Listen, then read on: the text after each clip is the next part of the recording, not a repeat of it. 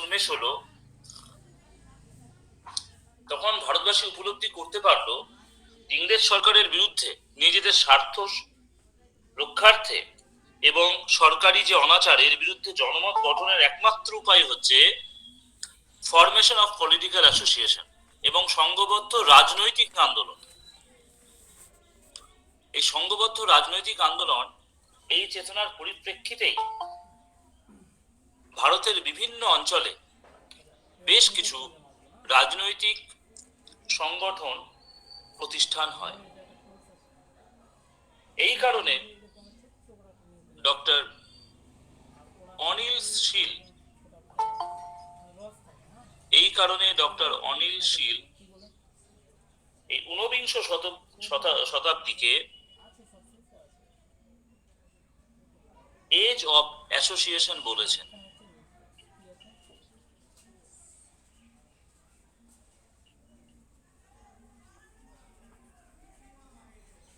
ঊনবিংশ শতককে age of association বলে অভিহিত করেছেন।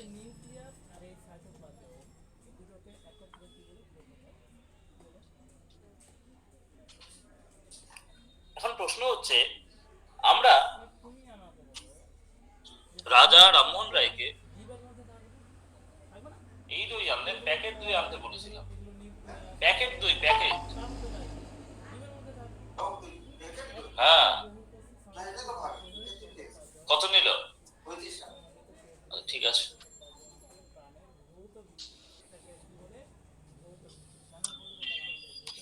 বাবুদা, বাবুদা, আমি আছি, আমি কালকে যাবো, সন্ধ্যায় দেখা করবেন। রাত 10টায় আসবে, আমি আসি তো।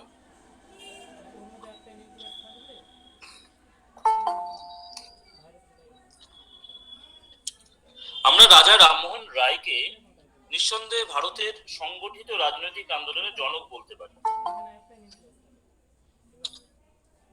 1823 সালে ভারতের সংবাদপত্রের আইন খর্ব করার জন্য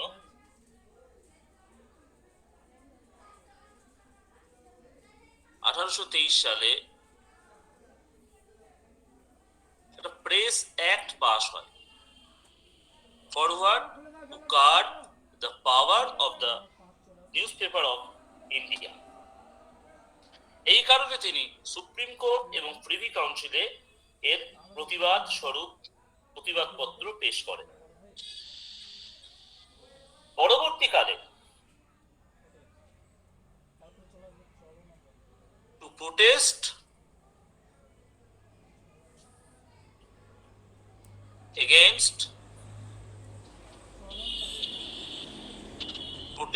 against the government initiative, বিভিন্ন জনসভার আয়োজন এই সময় থেকেই শুরু হয়। 1835 সালের 5th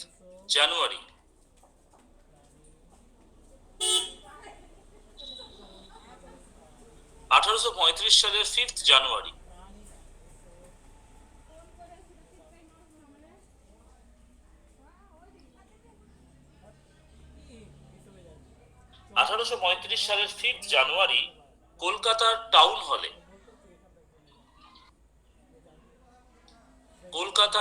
হলে একটা বিরাট জনসভার আয়োজন হয়, যেখানে 1833 সালের যে চার্টার অ্যাক্ট বা সনদ আইন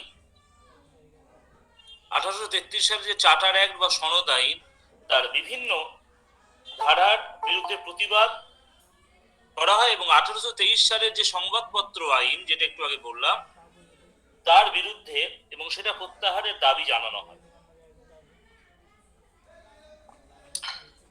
1843 সালের 18ই এপ্রিল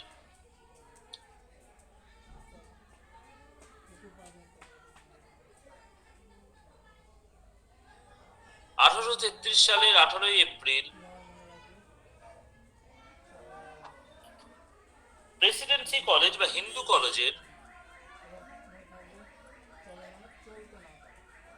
স্টুডেন্টরা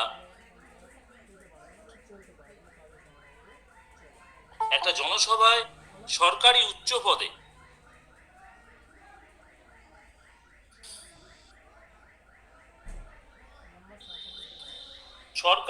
পদে অধিক সংখ্যক ভারতীয়দের নিয়োগের দাবি জানায়। অর্থাৎ আমরা দেখেছি বিভিন্নভাবে জনসভা হচ্ছে, প্রতিবাদপত্র পেশ করা হচ্ছে, সরকারের বিভিন্ন নিয়ম নীতির সমালোচনা করা হচ্ছে, অর্থাৎ এই প্রক্রিয়াগুলো কিন্তু শুরু হয়ে গেছে। এরই ফলশ্রুতি হিসেবে আমরা এই যে পলিটিক্যাল অ্যাসোসিয়েশন ফরমেশন, এটাকে দুই ভাগে ভাগ করতে পারি। একটা হচ্ছে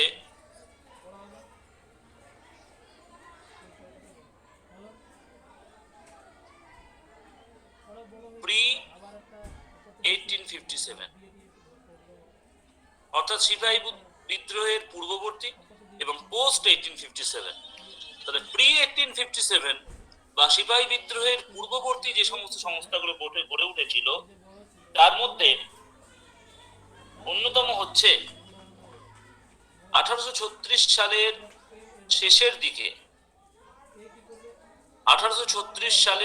দিকে টাকির জমিদার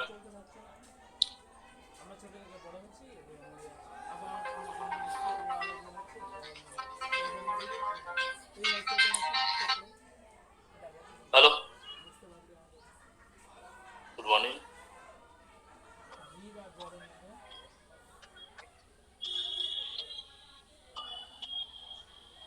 আচ্ছা, বলুন।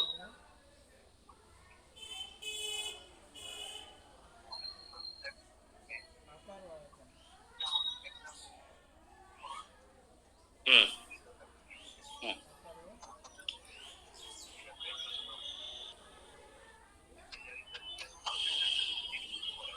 হুম হুম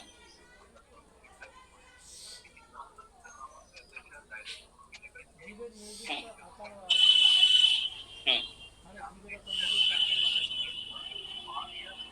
না না না, একেবারেই না। একটু একটু বলি আপনাকে।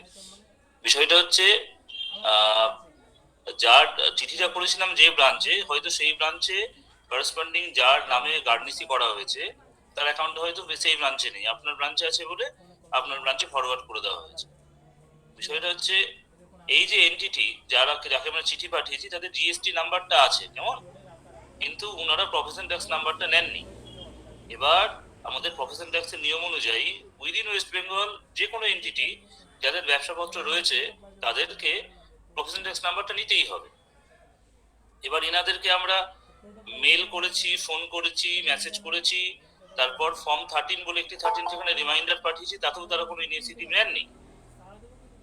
এই কারণে আমাদের পরবর্তী ধাপ হিসেবে আমরা ব্যাংকে গার্নিসি অর্ডার পাঠিয়েছি, যেখানে ব্যাংক তার সেই যে পার্টিটার তার অ্যাকাউন্ট থেকে যে টাকাটা আমরা ডিমান্ড করছি, তারা ড্রাফট বানিয়ে আমাদেরকে দিয়ে দেবে, দিয়ে দেওয়ার ফলে আমরাই পার্টির হয়ে সেই টাকাটা গভর্নমেন্টের এতে ডিপোজিট করব। পার ইয়ার হচ্ছে ওনাদের স্ল্যাবের উপর, ওনাদের যেরকম টার্ন ওভার আছে, পার ইয়ার 10,000 যেটা পাঠিয়েছি আর কি, ওটা 4টে বছরের 2,500 করে। হ্যাঁ, আপনি একটা ডিমান্ড ড্রাফট বানাবেন, ডিমান্ড ড্রাফট বানিয়ে আপনি আমাদের যে অ্যাড্রেসটা আছে সেখানে পোস্ট করে দেবেন, আপনার কাজ শেষ।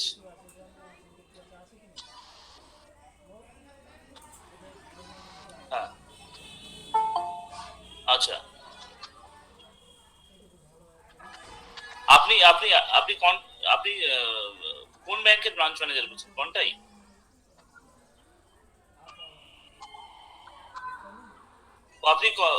আপনি কোম্পানির অথরিটি বলছেন তো? তাহলে আপনি এক কাজ করতে পারেন। আপনি আপনি আমাকে ওই 11টা 11:30 থেকে ফোন করুন। আপনি আইডা নিজে পে করে দিতে পারেন, পে করে আমাকে চালানটা পাঠিয়ে দিলে কি, তাহলে ব্যাংক ইন্টিমেট করে দেবো যে আপনার পেমেন্ট হয়ে গেছে, আর গার্নিসিটা করার দরকার নেই। কিংবা আপনি ব্যাংকে বলুন যে আমি পে করে দিচ্ছি, আপনারা এখন গার্নিসি করবেন না, তাহলে আমি সেই চালানটাকে আমাকে ব্যাংকে ইন্টিমেট করতে হবে যে অলরেডি পার্টি ডিপোজিট করে দিয়েছে। ঠিক আছে, ডিপোজিট করার পর আপনাকে এনরোলমেন্ট নাম্বারটা নিয়ে ফেলতে হবে। আমি ওই অফিস টাইমে 11:30 দিকে ফোন করুন, 11:30 12:30 দিকে, তো আমি আপনাকে গাইড করে দেবো।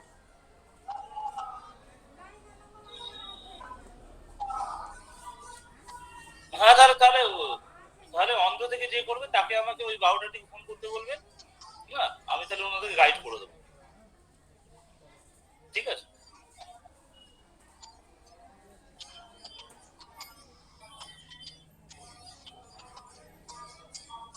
আচ্ছা, যেটা বলছিলাম, শুনতে পাচ্ছিস তো?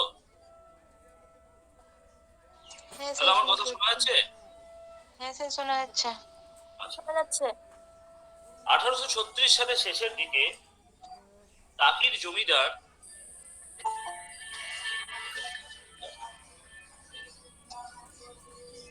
হ্যালো, কি হয়েছে বল? আচ্ছা দাঁড়া।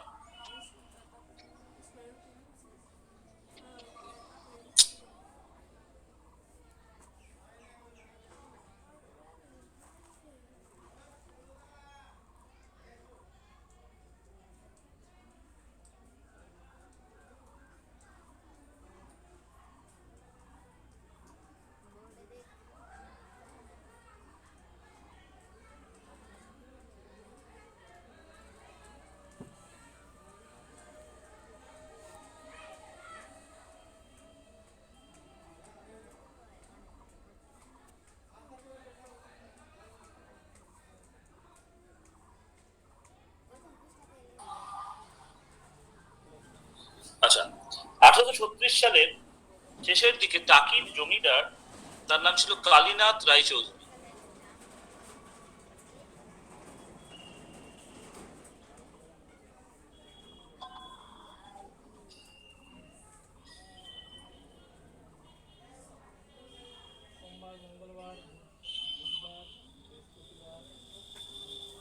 দ্বারকানাথ ঠাকুর। স্যার দেখা যাচ্ছে না, স্যার স্ক্রিন শেয়ার করেন। ও, এক মিনিট এক মিনিট এক মিনিট।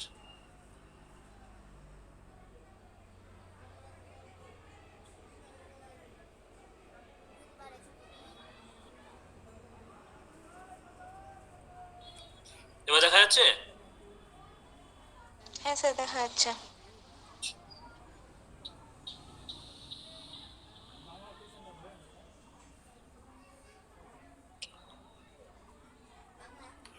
কালীনাথ রায়চৌধুরী, দ্বারকনাথ ঠাকুর, প্রসন্ন ঠাকুর,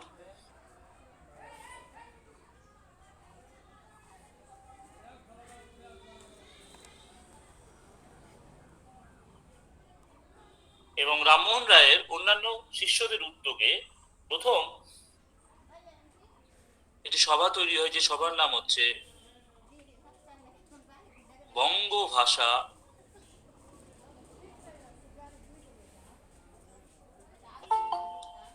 প্রাদেশিকা সভা।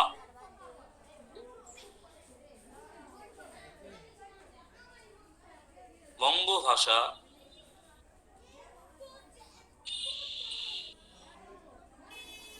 প্রাদেশিকা সভা।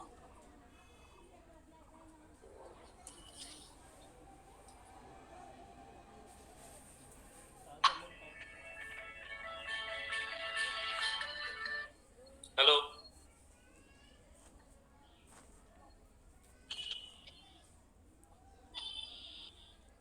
নেটের প্রবলেমটা ঠিকঠাক কর, ঠিকঠাক করে পাঠা। ইউটিউবে ক্লাস নিশ্চয়ই পাবি, ক্লাসের সময় বারবার ফোন করিস না আমাকে।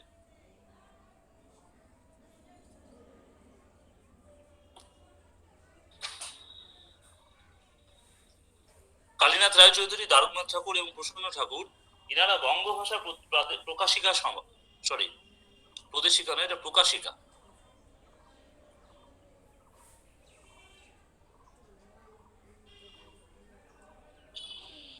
বঙ্গভাষা প্রকাশিকা সভা তারা ফর্ম করেন। এটা নামের দিক থেকে রাজনৈতিক সভা এটা মনে না হলেও, নামের দিক থেকে রাজনৈতিক সভা এটা মনে হচ্ছে না, কিন্তু ঐতিহাসিক যোগেশ চন্দ্র বাগল বলছেন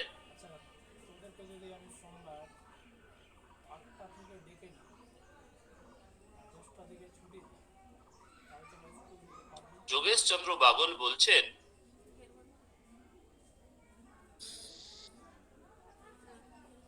এটাই ছিল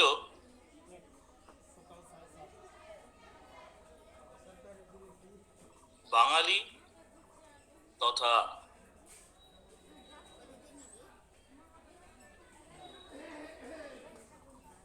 ভারতীয়দের মধ্যে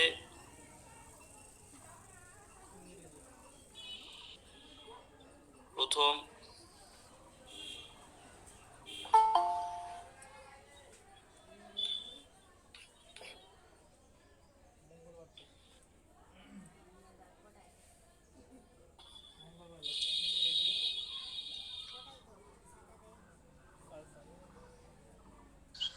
রাজনৈতিক প্রতিষ্ঠান।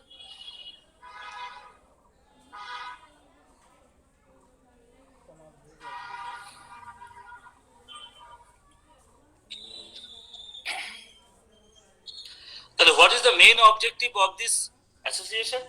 এই অ্যাসোসিয়েশনের মূল লক্ষ্য ছিল যে গভর্নমেন্টের যে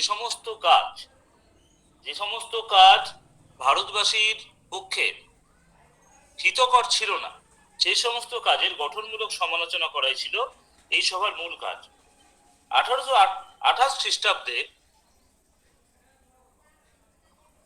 যখন গভর্নমেন্ট নিষ্কর জমির ওপর থেকে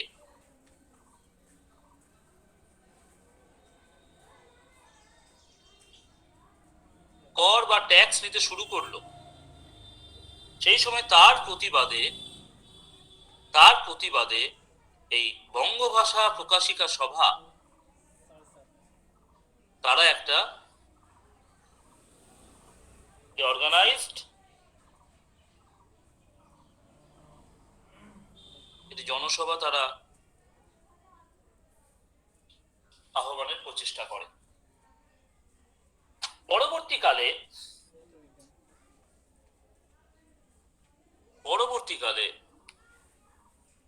1838 খ্রিস্টাব্দে 1838 খ্রিস্টাব্দের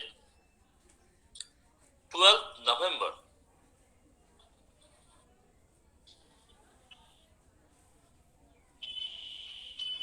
রাধাকান্ত দেব, দ্বারকানাথ ঠাকুর এবং প্রসন্ন ঠাকুর এদের উদ্যোগে ল্যান্ড হোল্ডার সোসাইটি বা জমিদার সভা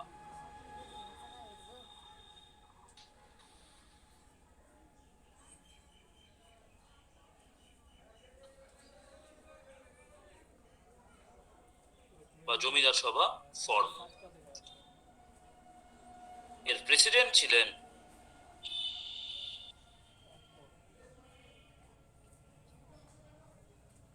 রাধাকান্ত দেব। পরীক্ষাতে এই কোশ্চেনটা খুব আসে, ভারতের প্রথম রাজনৈতিক সংগঠনের নাম কি? উত্তর কিন্তু আমরা ল্যান্ড হোল্ডার সোসাইটি করব, বঙ্গভাষা প্রকাশিকা সভা আমরা করব না, কারণ এটা কেবলমাত্র যোগেশ চন্দ্র বাগলই বলছেন। বাট ওভারঅল আমরা যদি বিভিন্ন এমসিকিউ বা বিভিন্ন বই ফলো করি, সেখানে আমরা দেখতে পাবো ল্যান্ড হোল্ডার সোসাইটি ফরমেশন করেছেন। Land holder society is the first political association of India. Radhakanta Deb, Debendranath Tagore এবং প্রসন্ন ঠাকুর। প্রেসিডেন্ট ছিলেন রাধাকান্ত দেব, আর সেক্রেটারি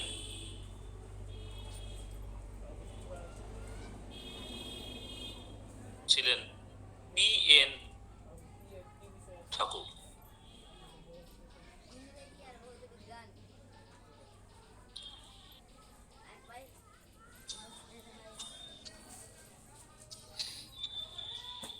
যদিও এই সংস্থার বিভিন্ন মেম্বাররা তার প্রত্যেকেই জমিদার ছিলেন,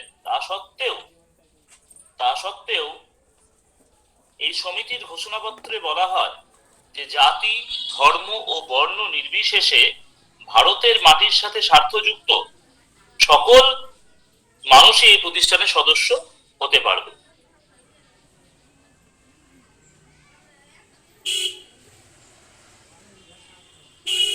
এবার ভারতবাসীর কল্যাণার্থে ইংরেজ সমাজ অর্থাৎ ইংল্যান্ডের যে ইংরেজ সমাজ, তারা তো ভারতের অ্যাকচুয়াল অবস্থা জানতো না। ভারতের প্রকৃত অবস্থা ইংল্যান্ডের সমাজের কাছে জানানোর জন্য রামমোহন রায়ের খুব ঘনিষ্ঠ একজন বন্ধু, তার নাম ছিল উইলিয়াম অ্যাডাম।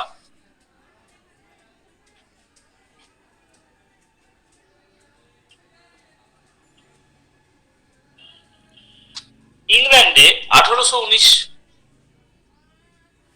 জুলাই মাসের 1839 সালে ইংল্যান্ডে British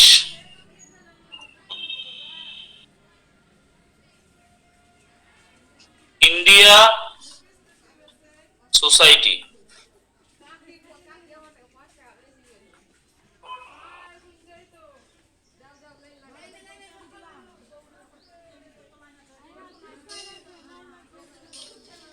British India society form করেন ইংল্যান্ডে জুলাই মাসের 1839 সালে।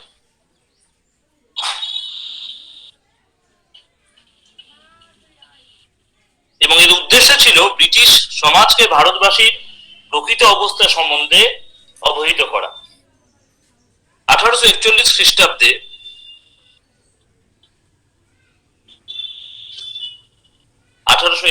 খ্রিস্টাব্দে এই উইলিয়াম অ্যাডাম, তিনি ব্রিটিশ ইন্ডিয়ান অ্যাডভোকেট,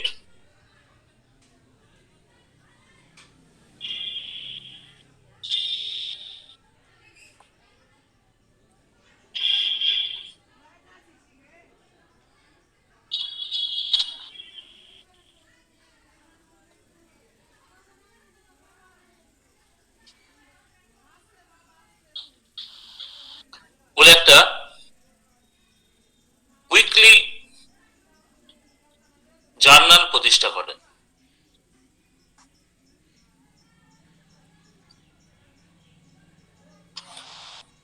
পরবর্তীকালে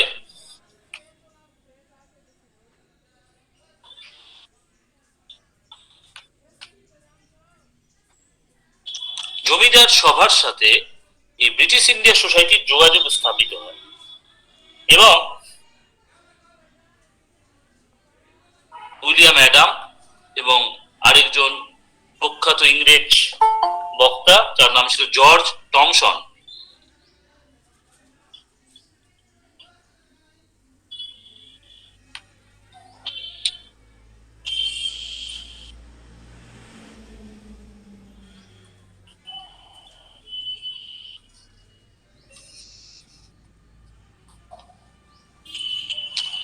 ভারতের ফেভারে ইংল্যান্ডে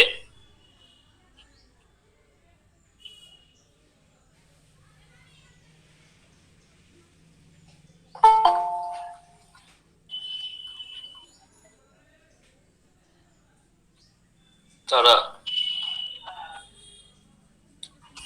প্রচার কার্য চালাতে থাকে।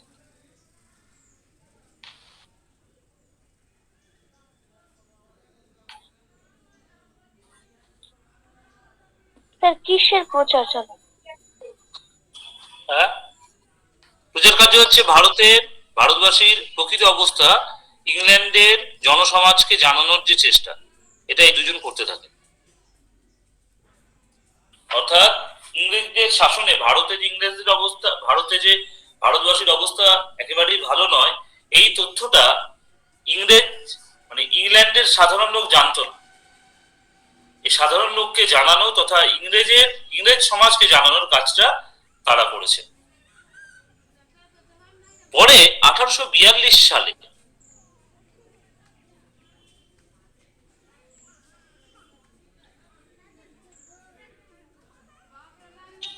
দ্বারকানাথ ঠাকুর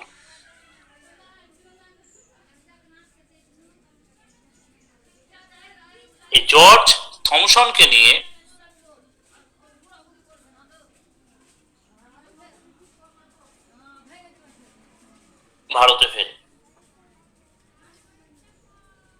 কলকাতায় অবস্থানকালে জর্জ টমসন বাংলার যে ইয়ং জেনারেশন তাদেরকে ভীষণভাবে উদ্বুদ্ধ করে এবং তারই উদ্যোগে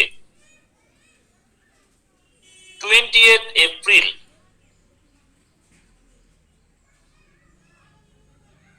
1843 ফর্ম হয়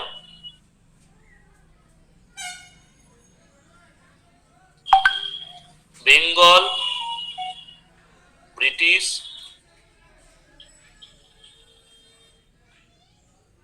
ইন্ডিয়া সোসাইটি।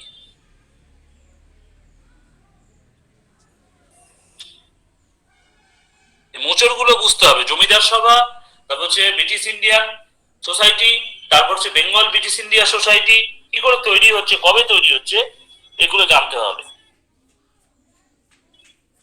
এই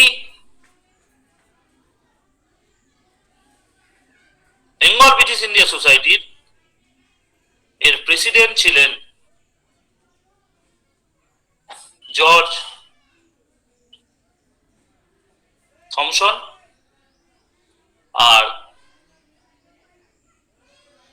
সেক্রেটারি ছিলেন প্যারীচাঁদ মিত্র।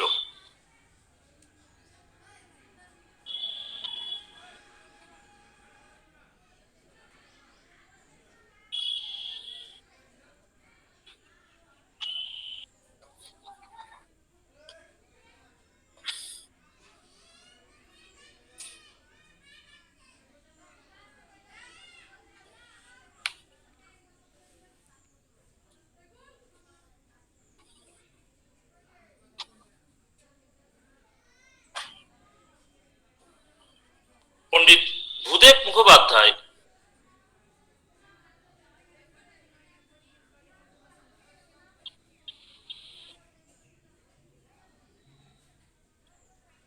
বেঙ্গল ব্রিটিশ ইন্ডিয়া সোসাইটিকে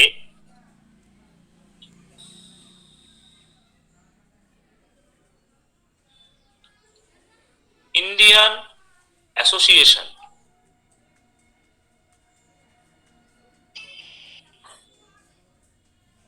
এই নামে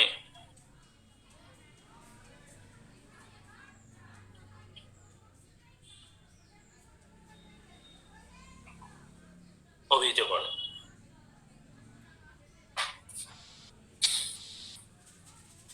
স্যার কোনটাকে বললেন, বেঙ্গল ব্রিটিশ ইন্ডিয়া সোসাইটি?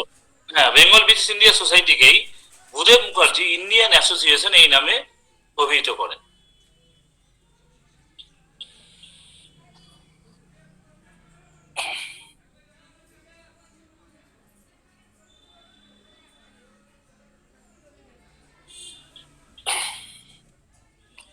এই পর্যন্ত মফস্বল এরিয়ায়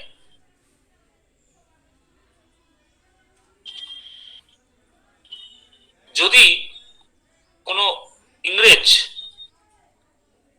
কোনো ক্রাইম করত তাহলে তার বিচার ওই সাবঅর্ডিনেট কোর্ট বা মফস্বল আদালত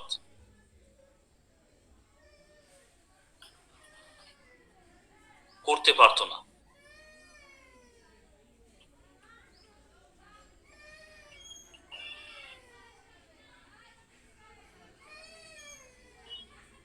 তাদের বিচার হতো একমাত্র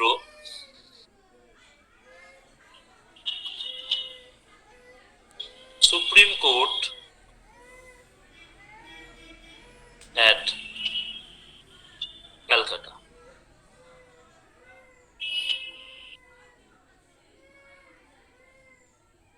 এই ব্যবস্থার প্রতিবাদ স্বরূপ তখনকার law secretary mister Drinkwater Bethune তিনি একটা বিলের খসড়া বানাতে গেলে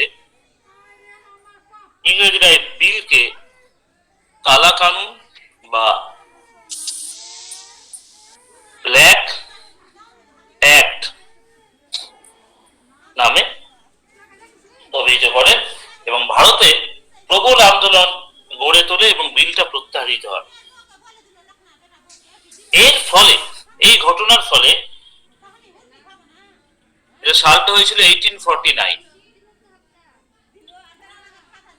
এর ফলে 1851 সালে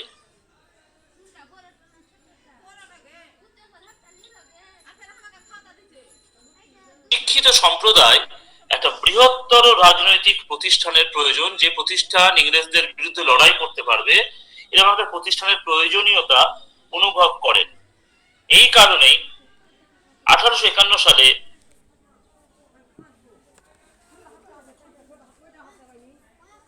land holders society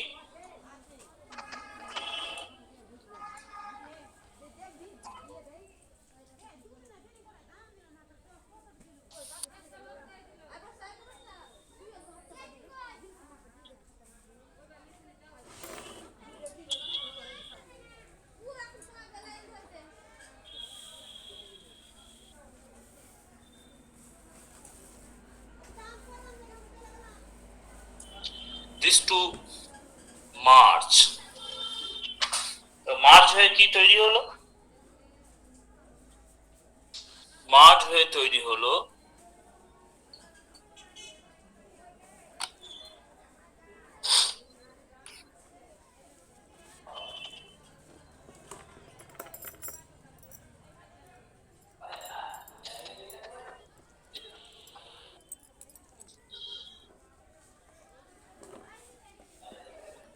British Indian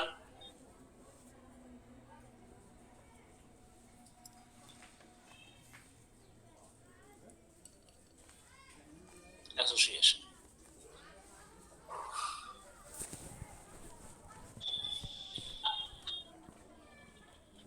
হলো British Indian association.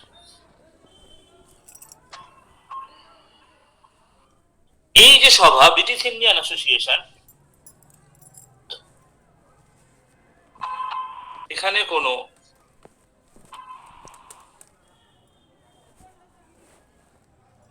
No European member, অর্থাৎ কোনো ইউরোপীয় সদস্য ছিল না। এই ব্রিটিশ ইন্ডিয়ান সোসাইটির ফার্স্ট প্রেসিডেন্ট ছিলেন রাধাকান্ত দেব and first secretary ছিলেন তারকানাথ ঠাকুর। প্রথম থেকে এটাই ছিল একটা সর্বভারতীয় প্রতিষ্ঠান।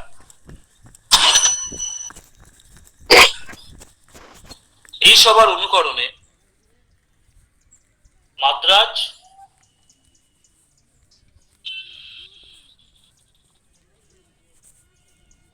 এবং অযোধ্যায় এই সভার ব্রাঞ্চ প্রতিষ্ঠিত হয় এবং বোম্বেতে এই সভার অনুকরণে নতুন একটা সভা তৈরি হয়।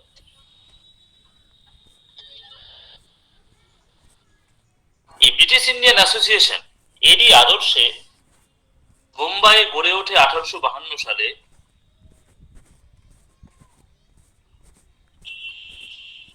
Bombay native association.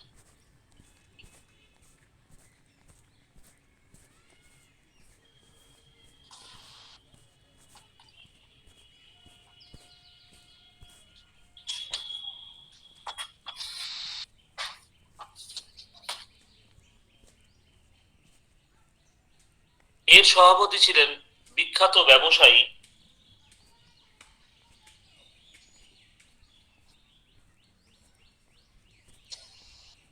জগন্নাথ শঙ্কর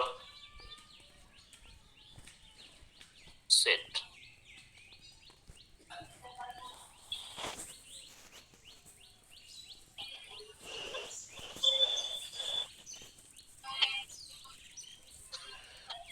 মন্ত্রিসভার সদস্যদের জন্য ভারতীয়দের জন্য অধিক চাকরি, সিভিল সার্ভিসে অধিক সংখ্যক ভারতীয়দের নিয়োগ প্রভৃতি দাবি গড়ে ওঠে। ঠিক একইভাবে 1852 সালে মাদ্রাজে গড়ে ওঠে ম্যাড্রাস নেটিভ অ্যাসোসিয়েশন।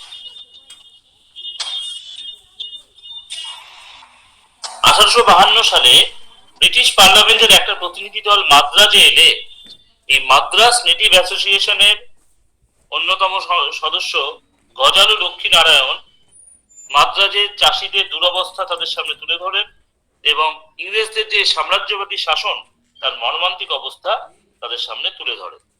তাহলে এই 1852 যে মাদ্রাজ নেটিভ অ্যাসোসিয়েশন এই পর্যন্ত হচ্ছে আমাদের প্রি 1857 এর যে অ্যাসোসিয়েশন তৈরি হলো।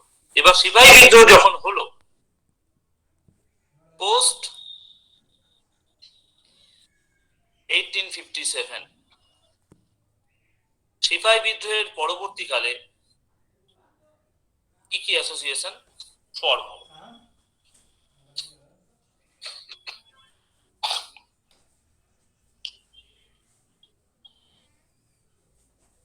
মহাবিদ্রোহের পরবর্তীকালে ভারতের শিক্ষিত মধ্যবিত্ত সম্প্রদায় বুঝতে পারলো যে সমস্ত অ্যাসোসিয়েশন গুলো ইতিমধ্যে ফর্ম হয়েছে তাদের লক্ষ্য খুব সীমিত এবং তাদের দ্বারা অবস্থার পরিবর্তন ঘটানো সম্ভব নয়।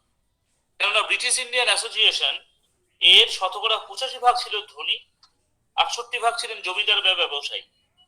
এই অবস্থায় রাজনীতি সচেতন বুদ্ধিজীবীরা নতুন ধরনের সংগঠন প্রতিষ্ঠার কথা বলেন, বিশেষ করে ঈশ্বরচন্দ্র বিদ্যাসাগর, দ্বারকানাথ ঠাকুর এরা নতুন সংগঠনের কথা বলতে লাগে।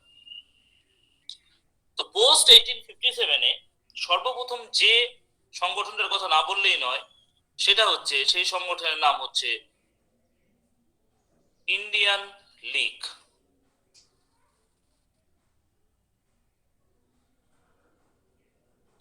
which was established in 1875. পরীক্ষাতে ভীষণ আসে।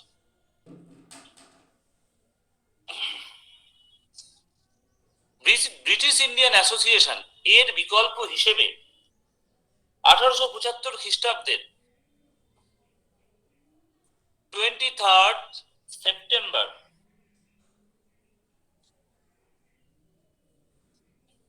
অমৃতবাজার পত্রিকার সম্পাদক শিশির কুমার ঘোষ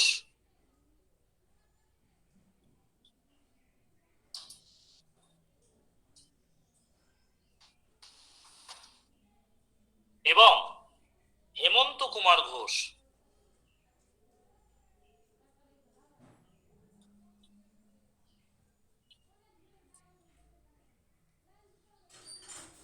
শিশির কুমার ঘোষ এবং হেমন্ত কুমার ঘোষ এদের উদ্যোগে প্রতিষ্ঠিত হয় ইন্ডিয়ান লীগ।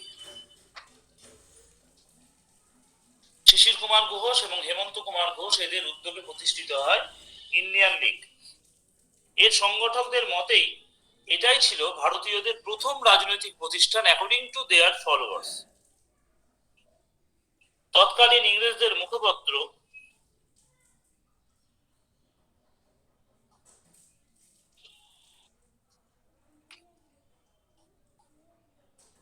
ইংলিশম্যান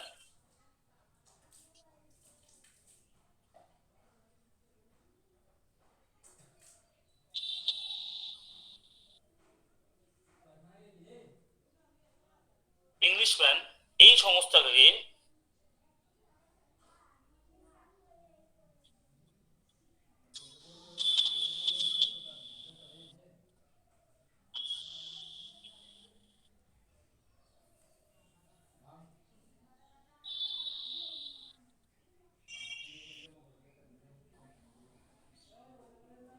ভারতীয় জনসাধারণের প্রথম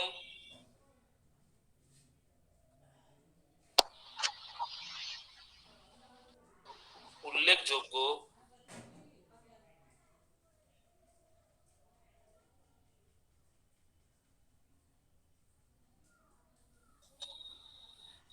রাজনৈতিক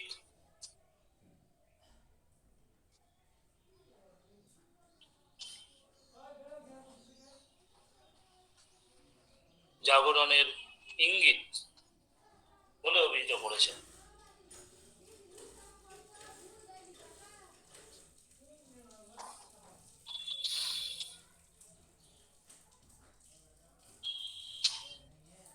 এই সংস্থার মধ্যে বিশেষ করে মধ্যবিত্ত এবং নিম্নবিত্ত এই বর্ণের লোকদের প্রাচুর্য দেখতে পাওয়া যায়, কিন্তু এই সভার আয়ু বেশি দিন ছিল না। বিশেষ করে S N. Banerjee,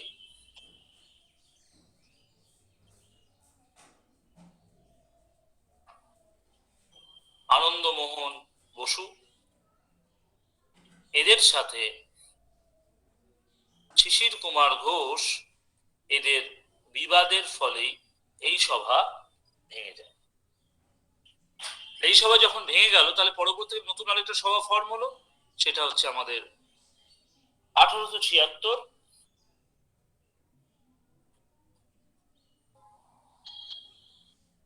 26th of July.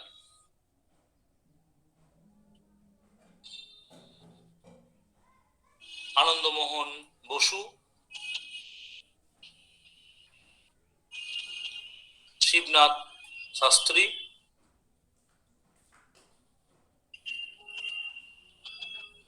Dwarkanath Ganguly এবং এস.এন. ব্যানার্জি,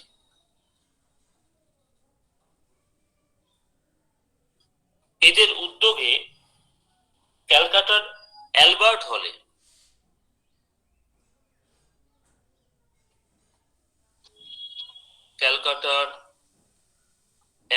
হলে বিশাল এক জনসভার আয়োজন করা হয় এবং এই জনসভাতেই প্রথম ইন্ডিয়ান অ্যাসোসিয়েশন বা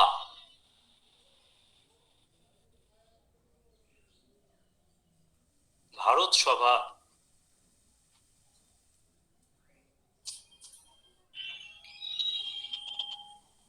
গঠনের কথা বলা হয়। এর লক্ষ্য কি ছিল? এর লক্ষ্য ছিল দেশে শক্তিশালী জনমত গঠন করা, সর্বভারতীয় আশা আকাঙ্ক্ষাকে ভিত্তি করে ভারতের বিভিন্ন জাতি এবং মতাবলম্বী গোষ্ঠীকে ঐক্যবদ্ধ করা, হিন্দু এবং মুসলিমদের ঐক্যবোধ গঠন করা এবং জনসাধারণকে গণ আন্দোলনে সামিল করা। এই সুরেন্দ্রনাথ ব্যানার্জি তার আত্মজীবনী আর নেশন ইন মেকিং, এটাও পরীক্ষাতে খুব আসে, আর নেশন ইন মেকিং,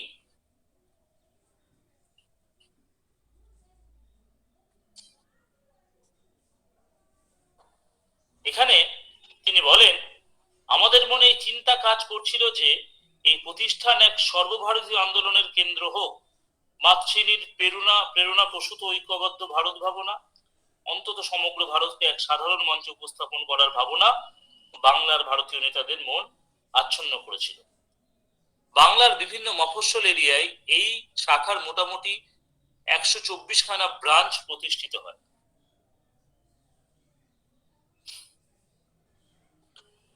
এবং শুধু তাই নয়, ভারতের বিভিন্ন অঞ্চলে লখনৌ, মিরাট, লাহোর প্রভৃতি স্থানে ভারত সভার শাখা স্থাপিত হয়। স্যার হেনরি কটন বলেছেন, শিক্ষিত সমাজ দেশের কণ্ঠ ও মস্তিষ্ক।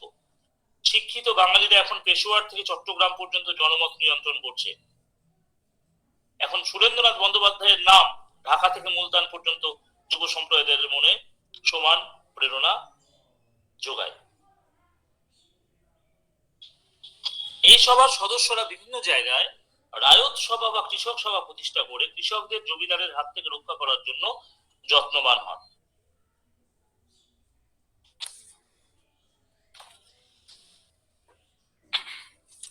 এই সভার পরবর্তী যে পদক্ষেপে যেটা নিয়ে আমাদের আলোচনা করতে হবে, সেটা হচ্ছে ইম্পর্টেন্ট কয়েকটা জিনিস, সেটা আজকে আর হবে না, সেটা আমি আগামী ক্লাসে করাবো। সিভিল সার্ভিস,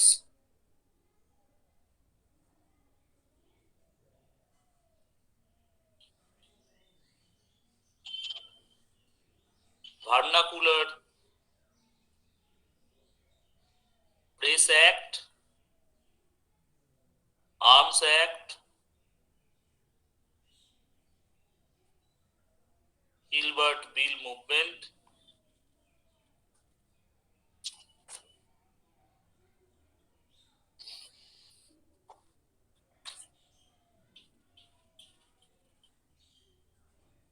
এবং ভারতের বাইরে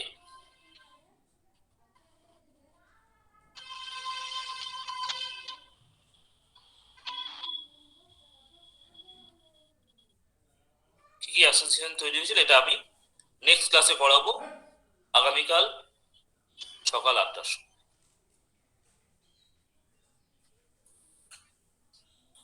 এবং কালকে ক্লাসটা কমপ্লিট করবো, কালকে নোটটা দেবো একবারে। এবং স্যার কালকে পড়াবো, আর পরশুদিন মডার্ন ফিজিক্সটা পড়িয়ে দেবো, ফিজিক্সের। স্যার 1 মিনিট মডার্ন ফিজিক্সটা আজকে রাত্রিবেলা পড়াবো, কারণ শুক্রবার ক্লাস নিতে পারবো না। আজকে রাত্রে মডার্ন ফিজিক্স পড়াবো, আর কালকে সকালে হিস্ট্রির রেস্ট পার্টটা পড়াবো। বলে ফেলো কার কি কোশ্চেন আছে। কটা থেকে রাতে? 9:30? 9:30, 9:30। আচ্ছা। স্যার বলছিলাম যে আমাদের যেটা সিলেবাসে দিয়েছেন ডিফারেন্ট প্রি কংগ্রেস অর্গানাইজেশন, তো ওটাই কি এই চ্যাপ্টারটা গ্রোথ অফ হ্যাঁ, পলিটিক্যাল ওটাই এই চ্যাপ্টার, ওই চ্যাপ্টারটাই পড়াচ্ছি আমি। অর্থাৎ জাতীয় কংগ্রেস প্রতিষ্ঠার আগে কি কি অ্যাসোসিয়েশন ফর্ম হয়েছিল, কি তাদের উদ্দেশ্য ছিল, এবং জাতীয় কংগ্রেসটা কি করে প্রতিষ্ঠা হলো, তার পরিপ্রেক্ষিতটা কি, এই জায়গাটাই আমি আজকে দিলাম। এবার এই এই এই জায়গাগুলো তোদের, তোরা যে বই পড় না কেন, এই বইয়ের যে সমস্ত জায়গায় এই টপিকস গুলো রয়েছে সেই জায়গা থেকে ভালো করে পড়ে ফেলো। কারো কোনো কোশ্চেন থাকলে করতে পারিস।